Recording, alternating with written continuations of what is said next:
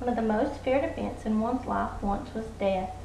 However, the fear is evolving from death itself to the suffering that precedes it. In recent years, a debate over whether a person has the right to end his or her own life has risen. Many see euthanasia as a crime, whereas others see it as a way to end pain and suffering. Some believe this act will grow with popularity as time goes on. I feel this issue is something everyone should be educated on.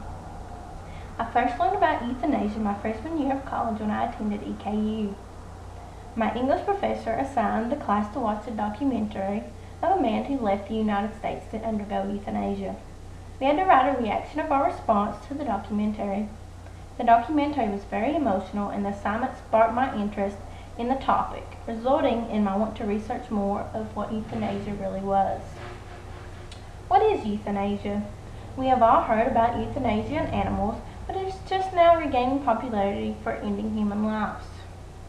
Euthanasia is defined by the American Medical Association as the administration of a lethal agent by another person to a patient for the purpose of relieving the patient's intolerable and incurable suffering.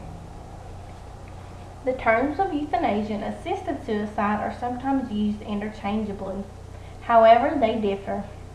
For assisted suicide, a doctor prescribes a lethal dose of medication, making the means of death available but not participating in it.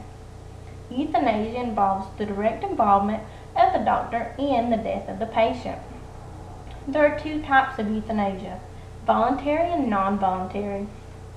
Non-voluntary euthanasia is most common and is only used when the person who is killed is not able to give consent, such as a comatose patient. Voluntary euthanasia, on the other hand, is defined by being requested by a patient. Euthanasia can also be passive or active. In Scherer's book, Euthanasia and the Right to Die, he refers to passive euthanasia as simply not doing anything to stop a patient from dying, allowing their death to be caused naturally. Death by active euthanasia is due to the lethal injection of a drug.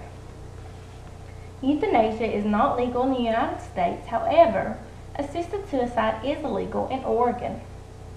Certain guidelines must be met, however, in order to keep the process legal.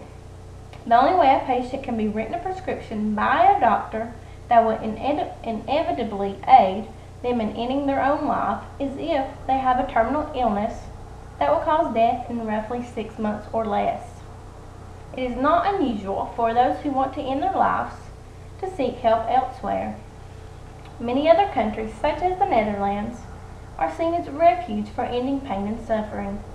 And even though it is not always legal in these other countries, the law allows the act to take place if certain guidelines are met. In addition, many doctors will perform euthanasia and not report it to the authorities. What are the reasons for the legalization of euthanasia in the United States? It is evident that patients seek death to end suffering, and mercy killing is what is fueling this fight. Those with terminal illnesses want to end their suffering, but they also want to lift the burden that prolonging their life entails. Medical bills are costly compared to the cost of one lethal injection of medication.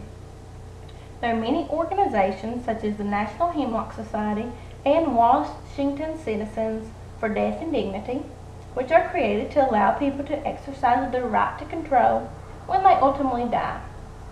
These people feel it goes against our freedoms to deny someone to die when they want to. The strive to legalize euthanasia is known as the Right to Die movement. According to the 1891 Union Pacific versus Botsford Supreme Court case, it was held that no right is more sacred or more carefully guarded by the common law than the right of the individual to the possession and control of his own person. Although there is a strong movement to legalize this act, there are many people who oppose its legalization. They believe euthanasia leads the way down to a slippery slope, where the legalization for the terminally ill would inevitably lead to other non-terminal ill patients. With legalization of euthanasia for the terminally ill, it would become harder to not prevent further exceptions, such as allowing younger individuals who simply do not want to live anymore. There are even more arguments about why euthanasia should not be legalized. Opposers feel this is ultimately death selection, where involuntary euthanasia of people who are not desired in society is practiced. It is also argued that it is morally incorrect because euthanasia is simply killing, and that is a crime.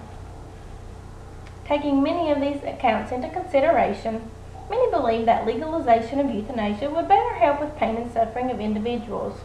To those who are opposed, they believe it is immoral, and they believe hospice care is a good alternative to control the pain and suffering an individual may have.